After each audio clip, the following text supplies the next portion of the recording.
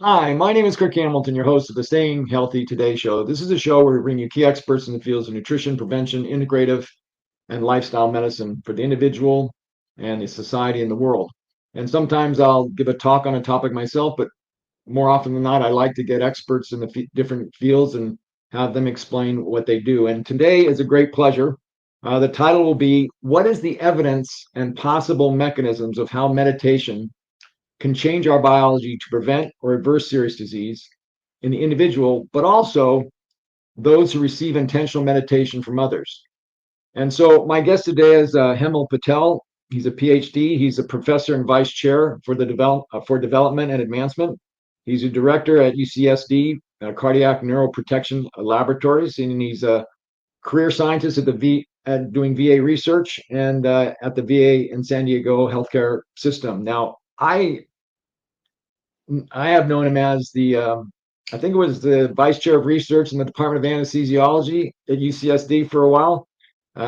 So the topics we're going to talk about, or we might get into, is there's two articles: meditation-induced foodborne factors as an adjuvant treatment to COVID-19 disease, and the other is multidimensional analysis of twin sets during an intensive week-long meditation retreat and pilot study. And I have a confession to make is that obviously I have had colon cancer, so this type of approach to healing and self-discovery I have done intensively over the last year and a half since September of 23. And so many times I see Dr. Hemmel on stage and he'd be talking about the science of a meditative process that we were doing. And I've always wanted to pick his brain, and this is the great opportunity to do that. So Dr. Patel, thanks for being on the show today. And Yeah, no, it's great. It's a that's a mouthful of a title, but let's see what we can do. I know it's a mouthful, but what I was trying to get at is meditation changing parts of our biology for the individual, but you also shared work on groups doing whatever you want to call it, meditative thought towards an individual, and that affects their biology, which Yeah. people might call as prayer groups or whatever you want to call that. So that's intriguing. So first of all, share with me just your educational background and current position if I misstated anything. No, I think that was good. I trained. I have an undergraduate degree in two things. I was uh, someone who couldn't really sit still much, so I double majored in philosophy, religion, and biology. Biology because I knew it would get me to where I wanted to go. Thought it was always medicine, but ended up going into the research area. And then philosophy, religion because it was an area that I'd always wanted to explore, right? Something that sort of expands your mind and asks really far out kinds of questions. I then went to grad school to get my PhD in pharmacology and toxicology. It's interesting how mentors come into your life and they shape who and what you become. And so I had a research mentor who we did, interestingly, cancer research with when I was an undergrad. And when I was trying to pick a discipline for my PhD, she said, "Oh, you should go into pharmacology because then you can do anything you want because you get this broad sort of knowledge in all these different areas, and then you get to choose which body system you want to work in." So I thought, "Oh, cool." So I got my PhD at the Medical College of Wisconsin. And then I sort of personal history. I met my wife when we were in high school. We're actually celebrating our 26th wedding anniversary today. And Wow. so she went to Medical College of Wisconsin to get her MD, and she was did med school through the military. So she was a Navy physician and did med school through the Navy. And so she matched to the pediatric residency program here in San Diego. And so the next step for a PhD once they get their graduate degree is they do what's called a postdoc. And so I did my postdoc here at UCSD, and then it's just a magical place to be. So I've never left. And so I've been here 20 plus years, and it's just been an amazing place to grow and think about the expansive things that we've been doing in my laboratory.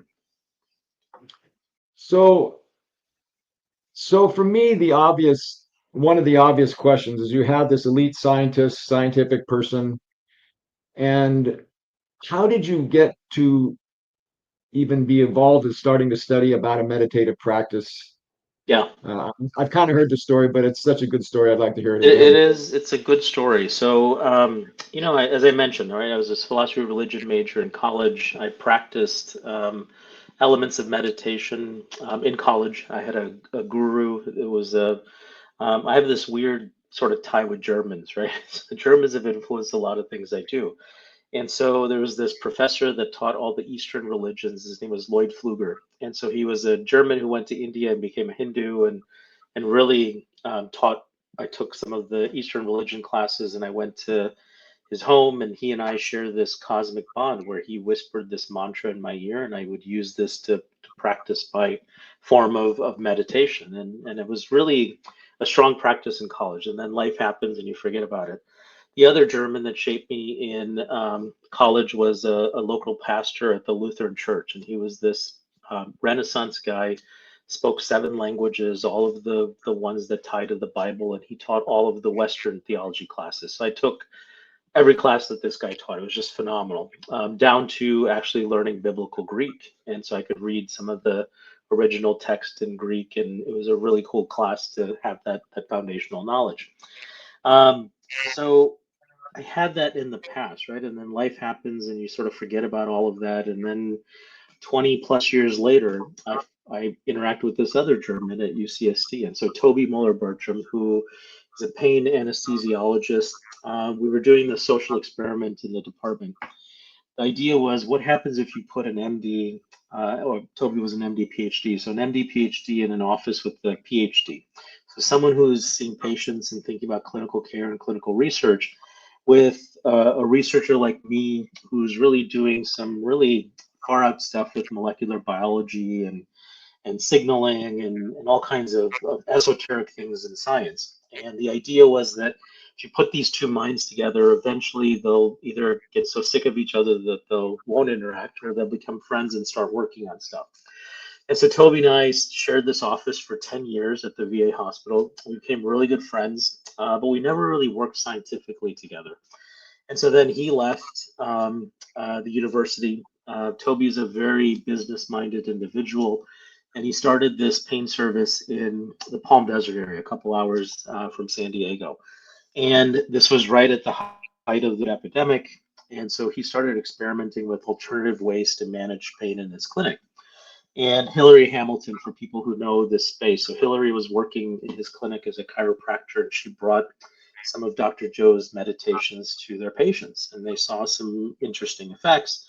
Toby then was finally convinced to go to a week-long retreat, went to this retreat, was completely blown away, went up to Joe and said, "We need to do research around this." And Joe's like, "I know." And Toby's like, "Well, I know a guy." And so I'm the guy. And so that's how I got sort of pulled into this. And so Toby and I met. We met our initial donor who started all of this off with about $100,000 in funding. And we designed our first study, and the rest, as they say, is history. It's been Well, amazing where we've come from that. well, isn't there a little story that Toby had a aha moment at one of the conferences, and then you finally got drug into it, and then you had an aha moment that said this It guy. took me almost a year to go to an event. So we ran our first study in February of 2020. This was Indian Wells right before the COVID epidemic hit and everything sort of shut down. We had samples from that in the lab for months, and Dr. Joe had called and written emails just to see if we'd done anything with them. And then we started experimenting with some of those samples. And we saw some really cool stuff, like enough to excite me to finally go. And it took about a year after that to finally go to an event. First event I went to was, I think, April of 2021 in Orlando. And it was a time where we were running another study and the idea was that I would get to participate in the week-long event. Toby would handle most of the research stuff, and it would be my sort of foray into this. And it was magical, right? It was an amazing experience, which then sort of puts you down this rabbit hole of what to see and do. One of the things I do now is when we're at a research event at one of these week-longs, it's an intense week, right? We were just in Denver. We had 5, 6, 7 studies going on, so not much time to do anything other than make sure things are moving along the right way. But I sit and observe and I watch and I see what's happening in the room, and it gives me a lot of ideas of where to focus the research and what's the next study design and things like that. And so it's just exploded in the last 3+ years of what we've been able to uncover, how many people we've been able to study, and the things that we can say about what happens when a person intently focuses their mind on a problem or a thing, right, for an extended period of time. So how about, was it this, was it your own personal experience attending a seminar that said, I want to get into this, or was it some of the science that you were doing and you saw something that made your heart and eyes light up? Yeah, I think it's more of the science. I tend to experience things, and it wasn't. Um, I experienced something I wasn't expecting, right? But at the same time, I didn't want that to bias the things that we were doing. So I meditate, I pray, I have a faith background and other things, and I know that there is this power of things that are outside of you that can do amazing things. And this is not drugs; it's other things that you can get into. Um, but I think one of the uniqueness of this is it was a space where you could do science at a really high level, because it's a perfectly amazing research environment, right? Everything's controlled in a very tight way. People are on relatively the same sleep wake cycles. People are eating similar types of food. They're in a specific place. They're doing all of the same intervention. These are things that are really hard to control in a clinical study. Typically, clinical trials take years to do because you have to create that same situation where people come in individual or small batches and do things. Here we could study 1,000 people at one time because they're all interested in being studied, and there's lots of people there, right? And so it allowed us to accelerate the science in a unique way. So for me, that was the sort of kid in the candy store kind of thing, right? This ability to study a biological process at such high level with so much depth that you just can't recreate this anywhere else. And that's been the exciting part of this. But there's So always this skepticism that you have to bring to it, right? right. So what was the first hook of research that made you say a bulb went on and said, "There's something really here"? I mean, what was Yeah. that moment? So we haven't published this yet. We're actually working on the paper right now, but we saw that there was this explosion of biological factors that change in the blood, right? From a person who is a control. So we have controls that are vacationing at the site. So they're not attending the retreat, but they're at the event site so we can control for the environment and the vacationing stress relieving aspect. And then we had a group of individuals that were novice or new to this practice. They'd never been to a live event. They'd maybe started exploring meditation in a very loose sense. They didn't really know what it meant, right, to commit to a week-long event. And then we had these experienced meditators that had been to multiple live events. It's a core part of who and what they are. They do this day in, day out as part of their daily practice. And what we noticed is that the new people who were attending this event had this dramatic biochemical shift. Their entire biochemistry shifted the week. That was the big aha moment for me, right? How can closing your eyes, and this is what my rudimentary understanding of this event was when sort of looking at sort of the data we were thinking of. It's this concept where you go through, we've done the maths around what the time frames are, right? So it's about 35 hours of closing your eyes and meditating. So it's about 17 meditations that you do throughout that week.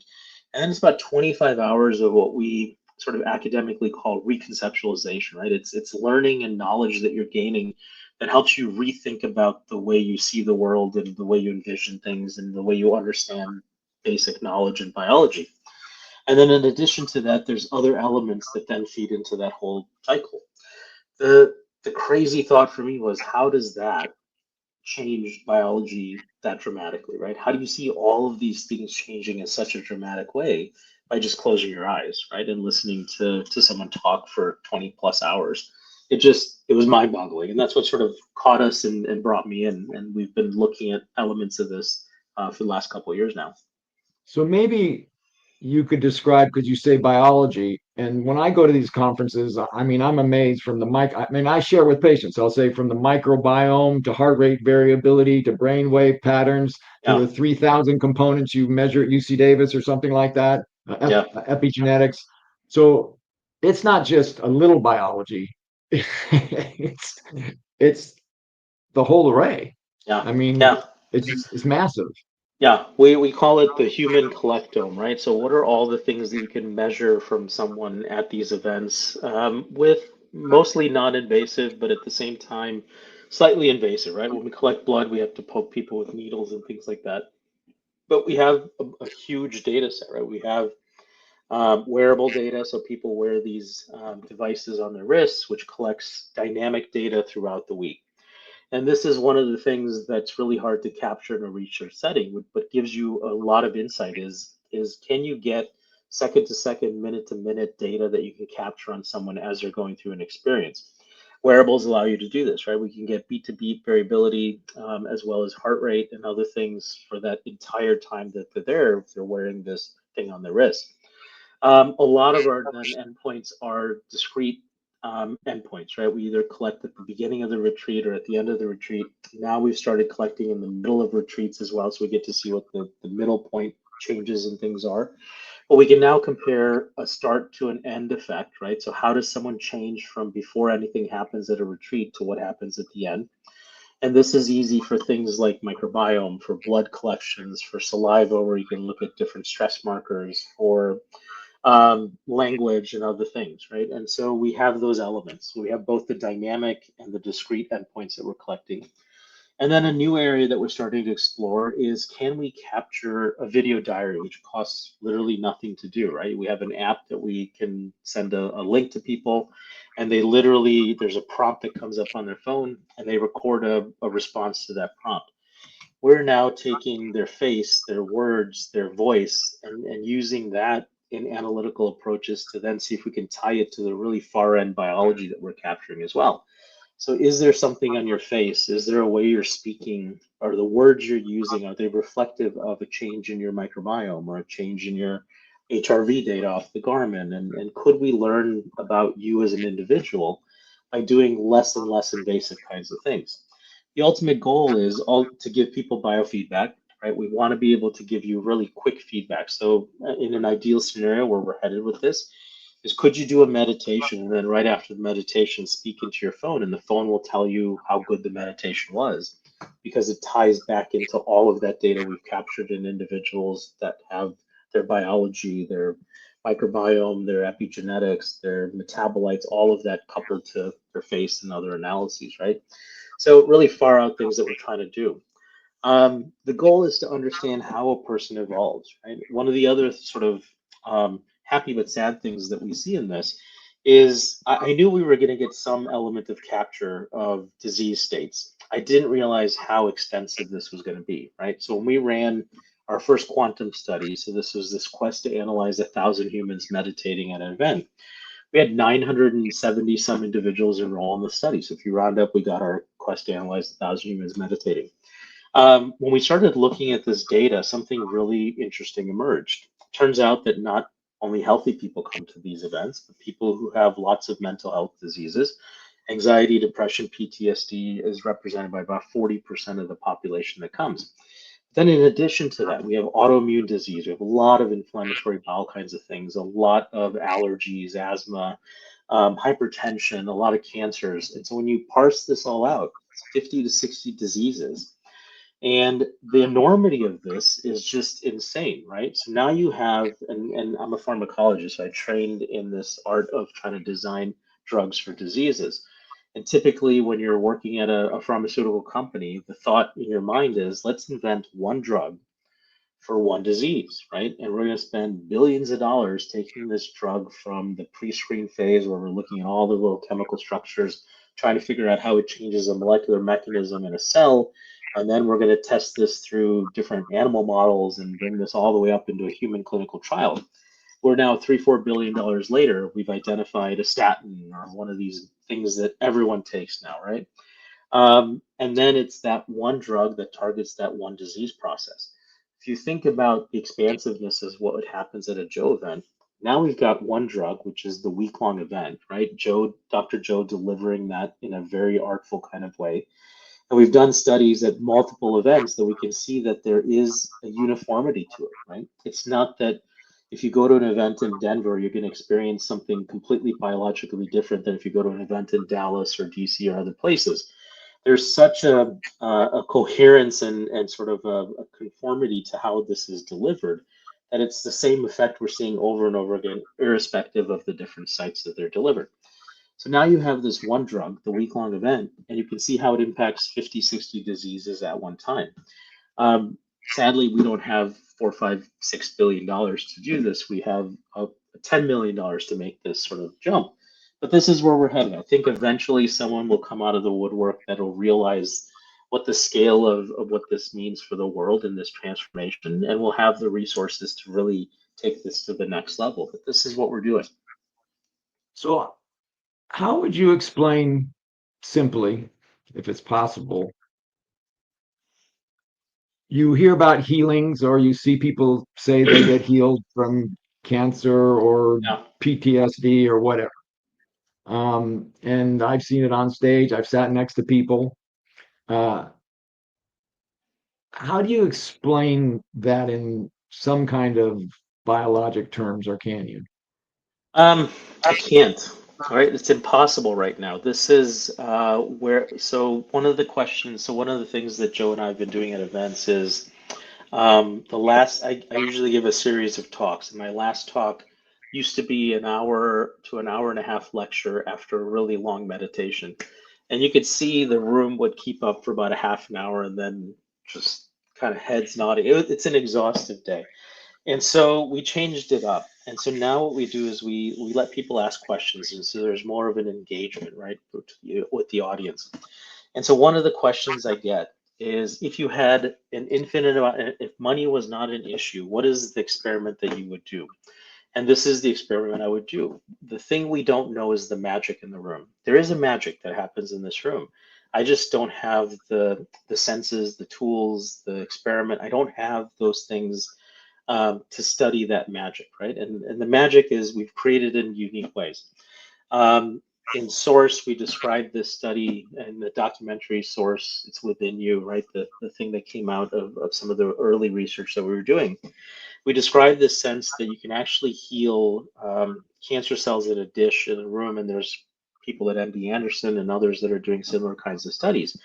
And they can have healers come in and put their energy around this living matter, and in all intents and purposes, it's a cell, right? It has a mind, but it doesn't have what I would call a conscious mind like ours that has weird things that happen to it, right? We have intentionality that we bring into something. We have a placebo effect that we bring.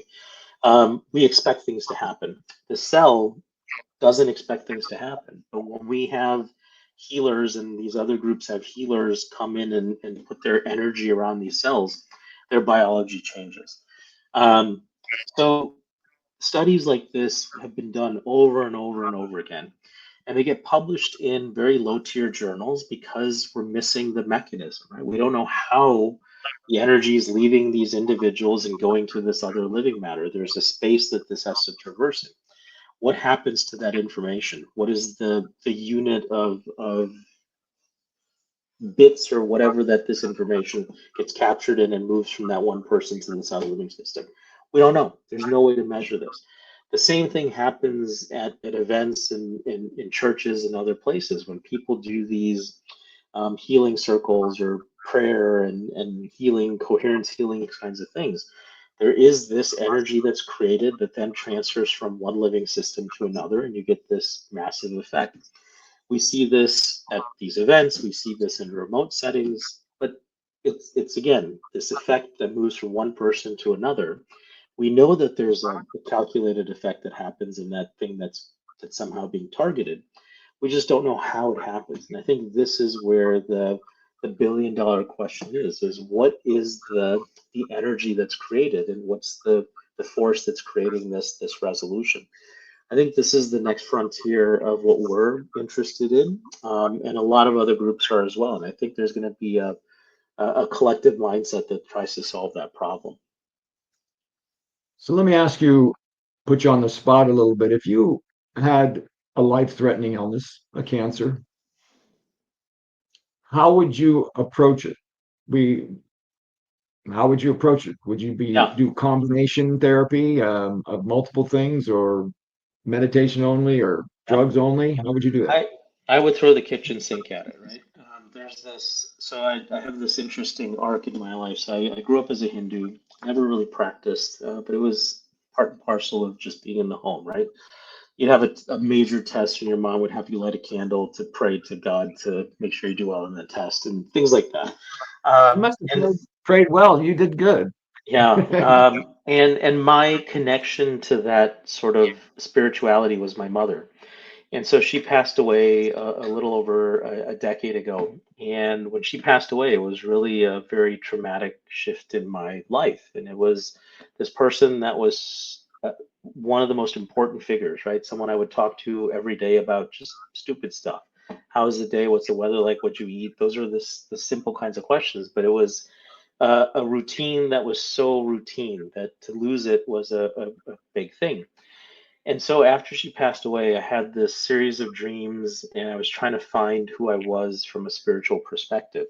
As I mentioned, I met my wife in high school. She was a Catholic. I went to church for 16 years, and just to be involved in that experience with her. And we had three kids, and they were all baptized and raised in the church. And so I felt as the father, I had to be present. But I wasn't completely mentally present, right? I'd go there and I expect Christ to come off the cross and say something to me, and he never did. And so I had these crazy, weird dreams around the time, a couple years after she passed away. And it was something that led me down this path where I went through this conversion. And I actually, did the RCIA program at our church and became a Catholic. And it was this shift in sort of the mindset of now having of a construct and a structure I could focus my faith and belief and other things around. And there's this, and this is a long story to get at sort of what would I do. And so there's this, joke you hear in Catholic circles and in Christian circles around this guy who's there's a flood coming, and flood is a huge, it's the first covenant that sort of gets built between Noah and God. This idea of this contract of I'll save you from this flood, and you have to be righteous and do these kinds of things. And so, as part of this, this guy is about to drown in this flood, and he's a very righteous, and then is praying to God to save him. And so there's a guy that comes by on a jet ski, and this guy says, "Don't worry, God's got me. Go save someone else." And then a boat comes by a little bit later, and the flood waters are rising, and he's now in his attic, and he's like, "No, go save that person over there. God's going to come and save me." And then he's standing on the tip of his roof, and this helicopter comes and tries to save him, and he's like, "No, go save someone else. God's got me." And at the end of this guy dies, right? He drowns and dies, and he goes up to the pearly gates and talking to St. Peter, and is like, "I don't get it. I was religious. I did all the things I was expected to do. I was righteous, and I died. God was supposed to come save me." And Peter's like, "God sent you a jet ski, a boat, and a helicopter, and you didn't see it, right?" And so I think this is this mindset that we come into, that when we have something traumatic happening in our lives, we can't see all of the things, all of the resources, all of the tools that are out there, because we close our mind off to what we think is going to actually work, right? And so if I were in this situation, I would throw the kitchen sink at it, right? I would look at all of the experimental standard therapies that are available in Western medicine. And now going through the Joe work and doing research in that space, I would look at all the alternative therapies as well. Why not throw everything at this and see if you can solve that problem? I think there's this thing that we're very interested in the lab. There's a small group that we're starting to, we have a lot of young people in this work that are now in the lab and wanting to do things. One of the open questions I have is there a synergism that happens that ties sort of this meditative practice with Western therapy? And cancer becomes one of these easy things that you can test out this in a living system in cells and other things. So we can capture information that an individual creates at a meditation retreat by looking at their blood, right? We know that that's a physical, materialistic capture of what that individual creates. Their biology changes, their metabolites change, their epigenetics, their chemicals, they're creating all these endogenous proteins and other things. And so that's the information that that individual creates. We, in that first paper you mentioned with the COVID, where we found this bloodborne sort of factor in their blood, we actually identified a unique factor that a meditator creates, SERPINA5, that gets elevated at the end of a week-long retreat, and magically it prevents COVID-19, SARS-CoV-2 virus from getting into the cell. There's a whole biology around that, right? And so this was information that we know that someone who's meditating creates. There's thousands of factors that they create in this space. The question now becomes to connect this kitchen sink idea to this is what if you were to, and we know the other way, Western way to treat cancer is to create radiation or heavy doses of chemotherapy. And chemotherapy is basically you have a chemical that works as a toxin. It's more likely to attack the cells that are cancerous because they're hyper growing and hyper dividing than to kill normal cells, but it still has a toxic effect on normal cells. If you give enough of this chemotherapeutic agent, you feel really sick because you're killing not only the healthy cells, but a lot of the cancer cells as well. So the idea that we've had, and we're going to put this to the test, is could you charge that cell that's cancerous with information from a meditator, right? So give plasma from the end of the week with all of this information, put it onto the cells. We know the cells change. We know their energetics change when we do this to cancer. We've done this with breast cancer and a couple cervical cancer and some other cancer cells. But then could you spike in a chemotherapeutic agent that we know will kill that cell, but spiking it at a level that creates no toxicity, right? So now you're going to lower the threshold for this chemotherapeutic agent, but now you've got this mega thing that you're putting in from a meditator. And do you now create an additive or synergistic effect?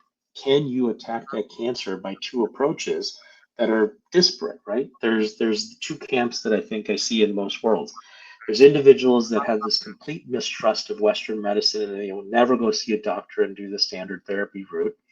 They'll always choose the alternative path. And then there's the larger group that has a mistrust of everything that is meditative, mind related, alternative, and they will only choose the drugs that have been created to do that.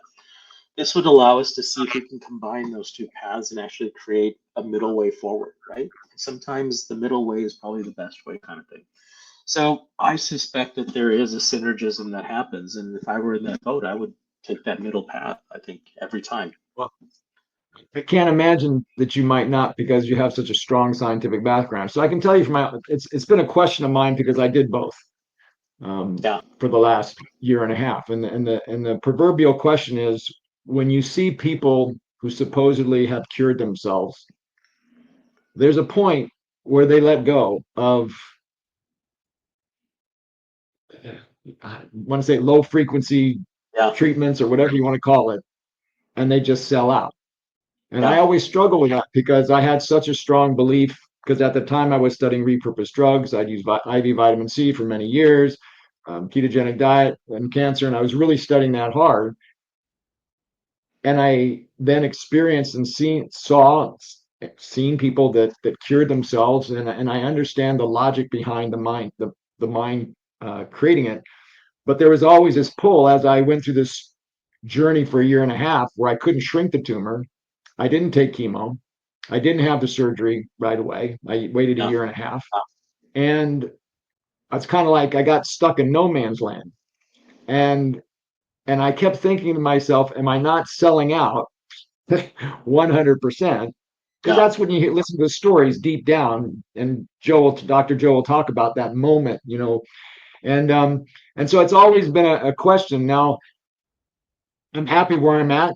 Yeah. Today I'm going to get my 7th month CT scan, and the tumor is going to be gone. It got cut out in January 16th after a year and a half of working 8 of those kind of conferences you told about because I said I need to change, and I Yeah. still feel that way. Interestingly enough, after the tumor is removed and I start to improve, I chose not to do chemo, and you know I still, when I would talk to people and my patients or whoever, I'd say, I still have to change. Yeah. In other words, the miracle or whatever you want to call it is you continuing to change, at least It is. in Yeah. my perception of Dr. Joe's work.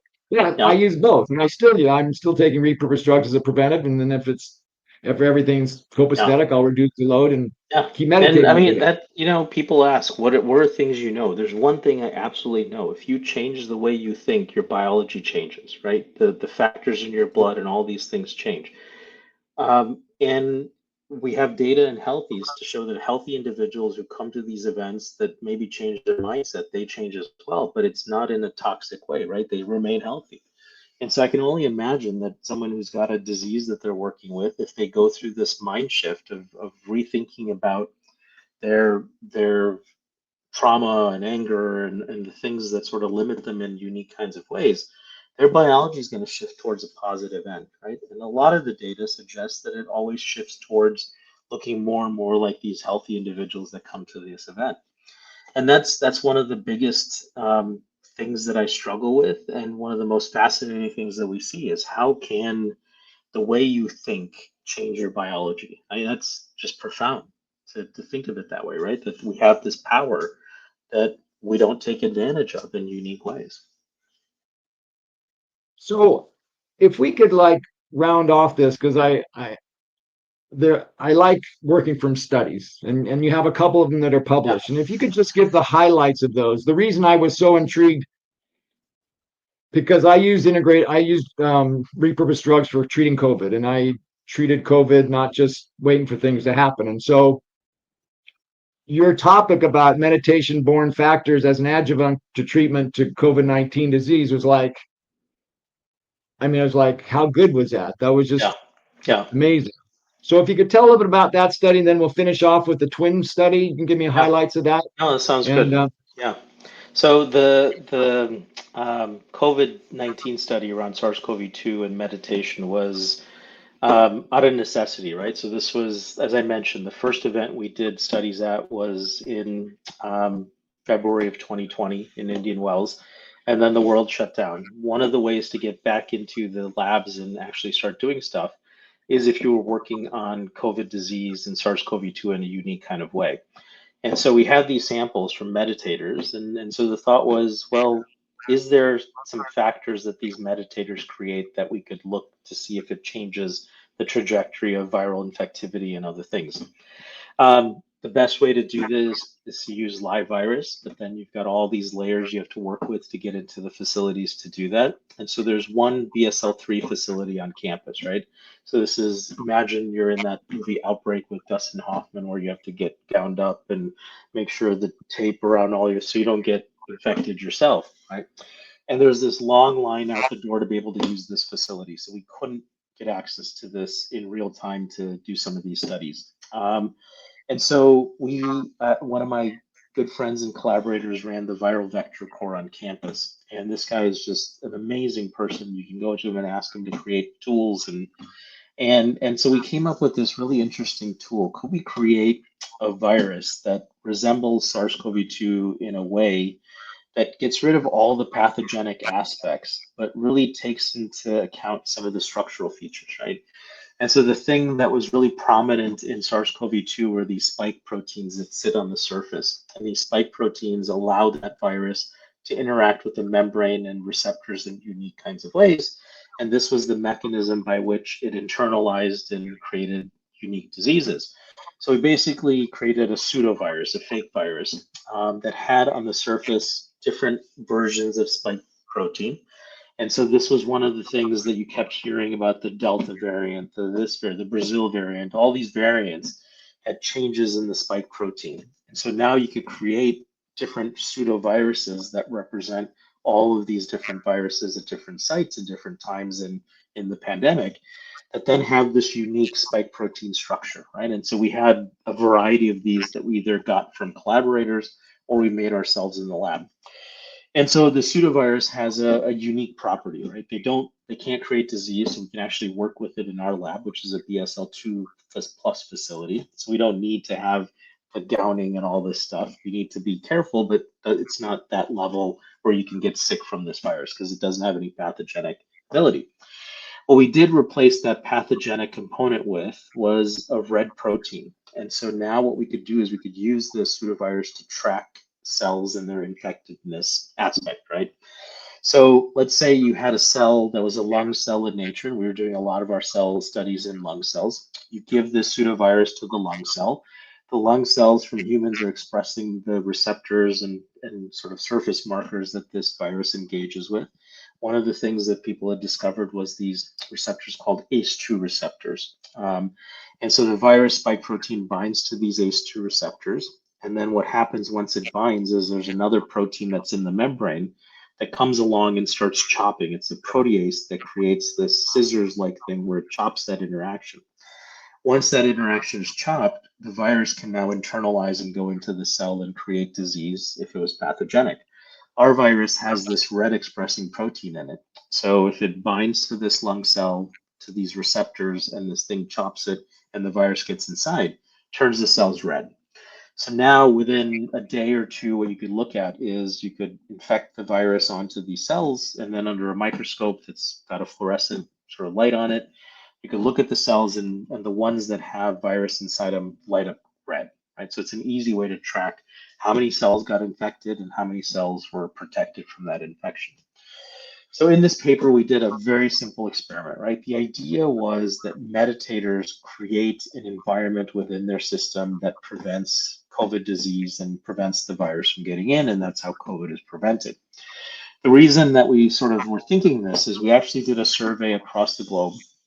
We had about 3,000 people respond to the survey, and it asked very particular questions about being in the Joe community, how much you meditate, what your practices are, and then what your manifestation of COVID disease or SARS-CoV-2 infection was, right? We asked if they'd been vaccinated, all these kinds of things that go along with it. When we looked at these survey results, it turned out that people who were avid meditators, so people who meditated daily or more, in the sense that they did it multiple times a day, they had less COVID disease, right? There was this association that if you meditated, you had less disease. If you didn't meditate, you were more likely to get infected and then have morbid COVID disease. The other thing we learned from this survey was this interesting thing where if you meditated and you had a COVID positive diagnosis, your symptoms resolved way faster than if you got COVID and you weren't a meditator, right? So this loss of smell resolved much faster, all of the brain fog, the weakness, all these kinds of things. If you meditated, you saw that the disease went away much faster. So this suggested that there was something unique about the environment that a meditator creates in their body that's not amenable to having this virus survive and do the wreaking havoc that it does in a cell, right? So it shouldn't create the same type of disease. So we needed a system where we could test this particular ability. So this is where we created these fake viruses, and now we could test this results from the survey out in an actual biological system. So the two simple variations we did is we took plasma from these meditators that were at these various events before the event starts, right? So we have their baseline kind of plasma. And then we took plasma from them at the end of the week. So by the end of that week, they've gone through 35 hours of meditation, 25 hours of lecture, all of the stuff that they've created in their mind and their bodies, we have captured, right? So we can see from start to finish, there's a dramatic change in who and what they are from a biochemical perspective. What we then did is we took that either pre or post plasma from control individuals who were vacationing, right? So they didn't attend the week-long event. They basically were sitting at the pool, drinking Mai Tais and relaxing. And then we had the novice group. These were the people who were first time at an event. They don't know what to expect. They, are being taught for the first time what to create. And then we had the experienced individuals, these people who were there multiple events, and they do this all the time. And so basically we had blood before and after from all of these three groups. What we noticed is that when you take the blood from the control group, the cells, when you infect them with the virus pre or post, whether you take the blood before or after, they turn red. Right? So it suggests that drinking Mai Tais at the pool is not creating a stress immune regulated environment, that you're not changing in this dramatic kind of way, and you're still prone to infection. What we noticed in the novice and the experienced meditators is that when you put their blood after the event onto these cells, you, depending on the particular isoform of the virus that we were looking at, the Delta versus whatever, the main worm versus some of the other ones, you notice that there was an elevation of something, new information at the end of the week in this post-plasma sample that prevented the cells from turning red. So what this suggested is somehow this factor that these meditators were creating, a handful, a host of these factors, were inhibiting that virus from interacting with that cell in a unique way that it couldn't internalize and turn red. This then fit perfectly with the survey data, right? We noticed that people who meditate, they have less COVID disease. And so this suggests that if you're meditating and you're elevating these factors naturally all the time, you're creating this antivirus effect in a natural kind of way without taking a vaccine in this scenario that we were looking at. So then, as a scientist, you get really curious. The question then becomes, well, what the hell is it inside this blood that's causing this effect? And so we did, again, one of the classic studies you do when you're learning science early is you learn that if you can destroy information and the effect goes away, it gives you some ideas. And so we did some destructive studies, right? Plasma from a person has unique things. Proteins are one of them. And so it turns out that it's like an egg, right? If you cook an egg, you denature the proteins. The proteins don't work the same way. You can do the same thing to plasma. You can hyperheat it, so you can boil it essentially, and so all the proteins go away. But then all of the other factors are still there. Your nucleic acids don't get destroyed. Your metabolites and other things aren't heat labile, so they don't get destroyed. So the only thing that gets destroyed is the protein. So now when we do the protein destruction with the boiling, and we put the pre-post stuff on, turns out that now neither the novice or the experienced samples are protected. So what this suggests is that it's a protein that these meditators are elevating that is active in this solution at the end of the week that prevents this virus from going in, because when we heat the sample, the effect goes away, right? The cells turn red.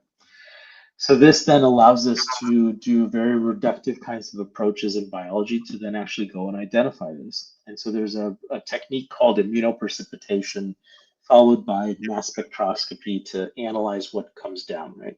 So we basically go in and fish, right? So we have a particular tag for spike protein. So we know that the virus has spike protein. We know that the spike protein is binding specific things. We don't know what those things are, but we want to know what those are because one of those things is likely the protein that gets elevated in these meditators that's preventing this virus from getting in. So then we go fishing with an antibody towards the spike protein. So we pull out the virus, we pull out everything that's attached to this fake virus, and then we wash everything up. So the only thing that gets connected is the thing that sits in this large complex that's tied to this virus and all the things that are binding to it. Then what we do is we call something called digesting, right? So we digest all the proteins into small pieces, put them through a mass spectroscopy machine, and it gives you identities of proteins. And so we identified a couple hundred proteins that were unique in both the new and the advanced meditators. And then we basically ranked them. What were the most highly expressed of these proteins? And then we started to look, right? Are there things that the controls also elevated? And if they did, those are irrelevant, right? So we can start crossing those things off the list because the controls don't have any benefit in this assay. So whatever proteins they elevated at the end of the week are just pseudo proteins. They don't do anything to the biology. By doing this fishing and identifying, we came up with one protein. It turned out that these meditators had a really, really high level of a protein called serpin A5. And serpin A5 fit the mold of a protein that could be an antiviral protein for SARS-CoV-2. Turns out it's a protease inhibitor. And so, as I've mentioned, the biology of this thing is the virus binds to these ACE2 receptors, and there's something in this membrane called a protease that comes and chops that interaction. So the protein that these meditators elevate is a protease inhibitor. So it's a protein that inhibits the scissors from working. And so now the virus can bind to this cell membrane and this receptor But because this elevated protein in meditators disengages the scissors, this virus gets trapped on the cell surface. It can't get inside. So the cells don't turn red. And in a real situation, the cells can infect the cell. So you don't get morbid disease because the viruses can't do what it needs to do, right? It needs to get inside the cell to create the disease that it creates. And so, with all of this crazy biology and biochemistry and all these things we were doing, we were able to come up with a host of factors, and the SERPINE5 becomes the primary one that a meditator creates that creates this resiliency against COVID-19 disease and SARS-CoV-2 virus. So that's what that paper is about, and it describes this in just excruciating detail and the science around it, right? So my question would be, how did the body know to make more Serpine 5? Was it because we were in the COVID pandemic and it was just timely and there was I some There, intuition? I think that's one of the things we're after, right? There is an intuitiveness to mind and body in the space and time that you're in, right? And I think it recognizes a threat and it somehow responds to that threat in a unique kind of way.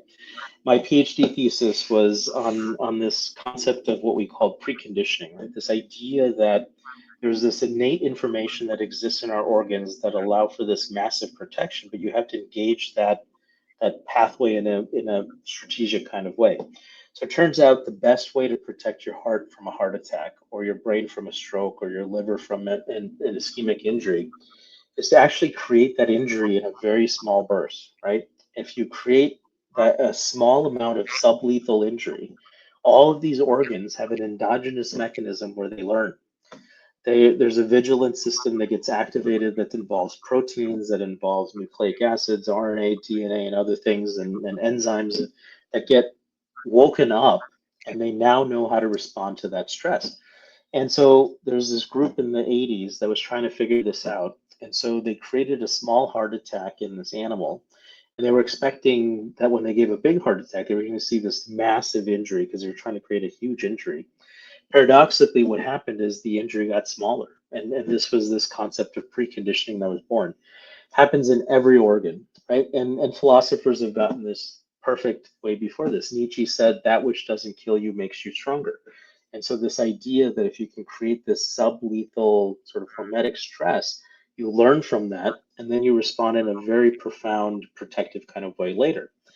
I think the body does this, right? It can sense and notice stresses. And I think when you intently focus your mind on a particular sort of quiet space, this nothingness that you talk about in the Joe world, um, it becomes hyper vigilant. It starts to see what your body needs. It reacts to an environment that you're in. There's all these pressures that we have to create a wellness state. And the mind works with the body, I think, to figure this out.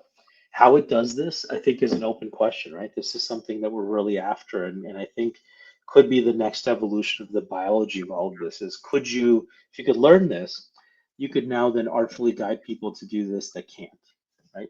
Well, And you're my mind's racing because one of the things that I deal with clinically is that we measure quantitative IgG spike protein antibodies.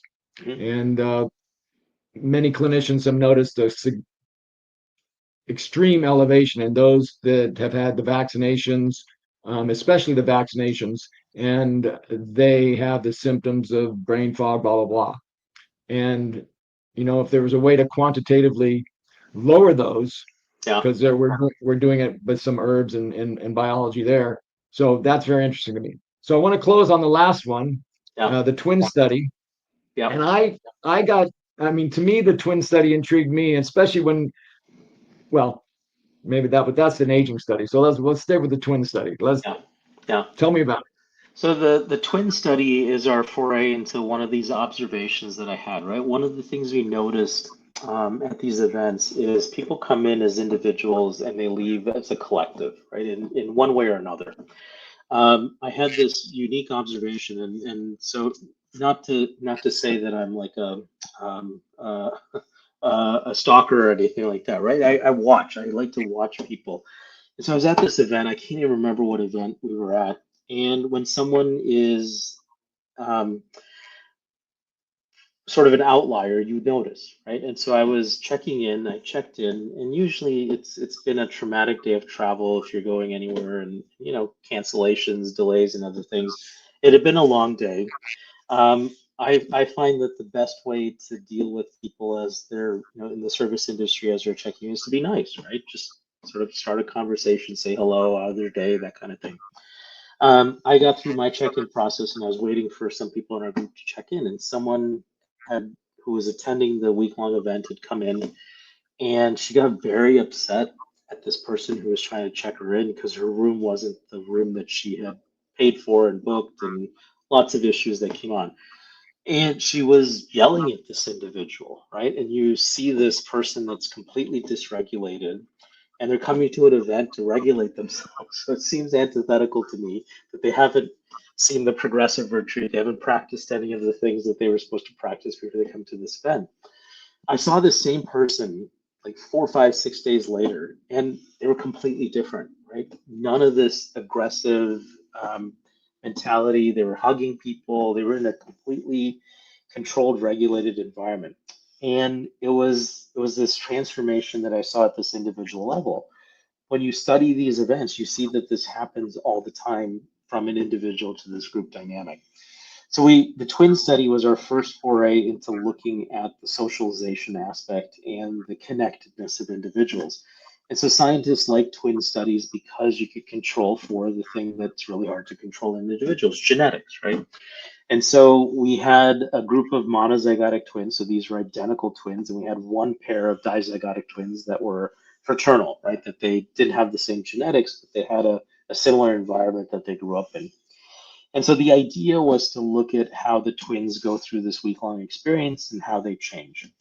It was a pilot study because it was only six groups that we had, so 12 individuals in the study. It was our first time for a lot of the devices and things that we were doing, so the capture wasn't at a really high level.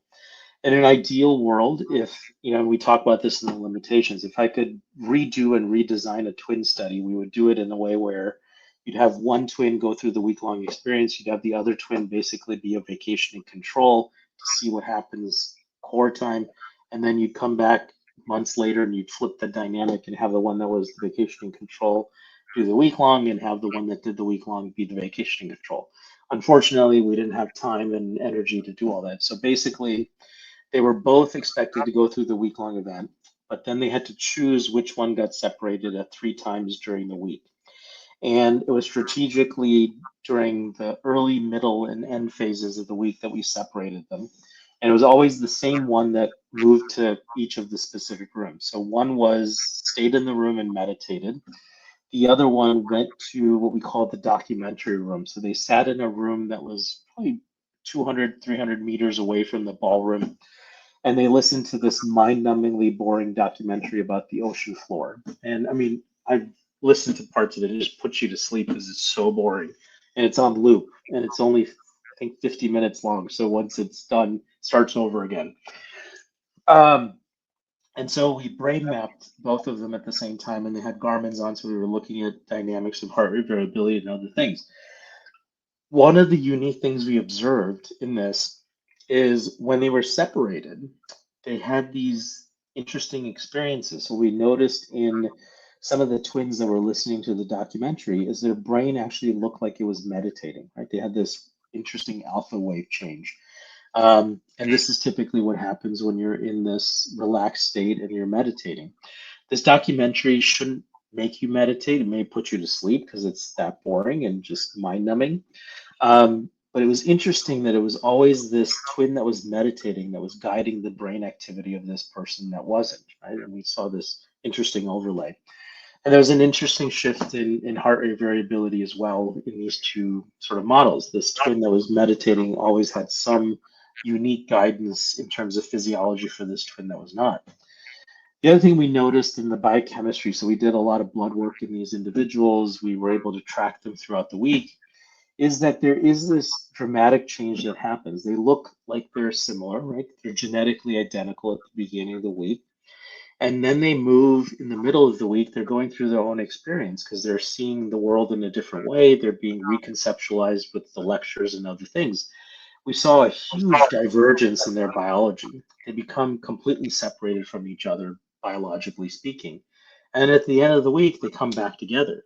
And so this is this concept of socialization that we see at a biological level, right? That you start in these disparate things, and twins should be very close together. There's something that happens in the middle of the week that diverges you more dramatically. And then there's something that happens at the end of the week that brings you so close together that your biology looks very similar again. And so this is something that we've been after and trying to study. And the twins was the first study to get us to that phase. But it's a ton of data that goes into how connected individuals connect at a deep level. Is that similar to the concept you were studying of an older person and a younger person Yeah, so the being twin together? study, yeah, the twin study evolved into the pair study, and that's been ongoing. We saw this interesting dynamic between a young and an old individual. And then, so of course, we had to repeat the study where we now combined old and old, young and young, old and young individuals to just see if it was a consequence of hanging out with someone or if it was really a divergence in the unique 3 decade separation in age of individuals. And so that data we're still in the process of analyzing and it'll hopefully come soon. Um, was is there anything in there that you could say about the synergy or the the improvement or Yeah, there's, I mean, the I wellness can't of talk, yeah, I can't talk about the actual data that's going to come out of that right? because it's still preliminary, but there's some stories you hear, right? And every time we did that study, there was always this early struggle, right? So either the young person didn't like their old person or the old person didn't like their young person. And then they learn to manage that interaction. And they it turns out that they're more similar than they expected, and they have these crazy serendipities and intricacies in their past lives that overlap in a unique kind of way. Once they move past the struggle, they become hyper connected, and we see this in multiple pairs. Some of them years later are still interacting, right? They're still um, zooming, they're still meeting up at conferences if they end up going to these events and things, and they're forming that bond and that interaction. So we do see that individuals that are decades apart tend to form this social bond that then leads to a biological change. I think that's what we're going to see in the paper ultimately. Yeah, I guess I brought it up, but I always think of healthy aging. And so, the longevity culture of the world do have family units where Yeah, yeah. there's this one picture that I Multi-generational homes, right? So right. go hang out with your grandkids, great grandkids, spend time with young people. This is why they say professors never really retire, right? The ones that really enjoy what they're doing, like at UCSD, um, most of them, even after they retire, they retain their office so they can come in and hang out with young people. And that's one of the most fun parts of my job is that I'm constantly surrounded by people that are decades younger than I am, and they have a different mindset, and we're interacting in different ways about all kinds of stuff, right? And it keeps that older mind way more active and younger, I think. Lastly, and we'll close. Just the concept of distant healing. Yeah, Throw throw your 2 cents into what you think is happening, or do you have any evidence? I think I remember a group that was in your facility that sent energy to a petri dish, a group, yeah. and that changed the petri dish. But just the concept of healing from a distance versus we're all together in a building. Yeah, I think this remote coherence healing, there's something there. When we do double-blind placebo-controlled studies, we see some unique changes. There are some elements that are placebo-driven, but there are certain things that you just can't ignore that they're actually happening. So in a series of studies that we've done around remote healings, we've actually sent biological sample collection kits to the homes of these individuals.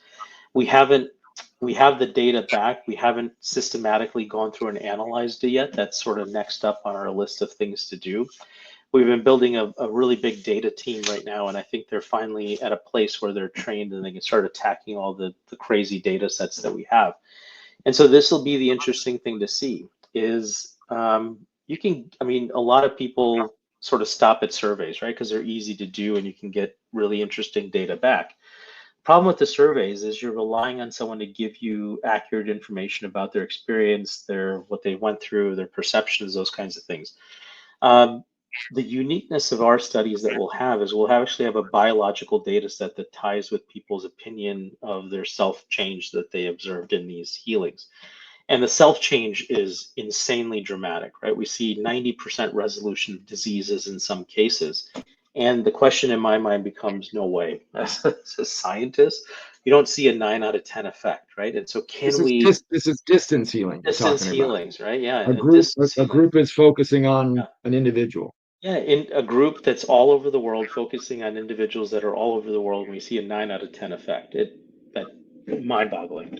But if there's biological data that supports that as well, I think it gets stronger and stronger and stronger. And so that's what we've been doing and sort of articulating in this space. But it's far out. I mean, it's one of these things that's so far out that we have to repeat multiple times to prove that it's actually happening. Well, it sounds like you're going to have an interesting next, I don't know, 50 years, 40 I years, know, where yeah. you can hang out at UCSD and do all kinds of wonderful research. Yep. No, there's lots to do. All right. Well, you have any closing comments? No, that was good. That was a great conversation. Great. Well, I appreciate catching you. I know it was an hour of your time and you're busy as heck. But I want to thank you, and I want to thank you, the audience, for listening to this edition of the Staying Healthy Today show. And until next time, stay and be well.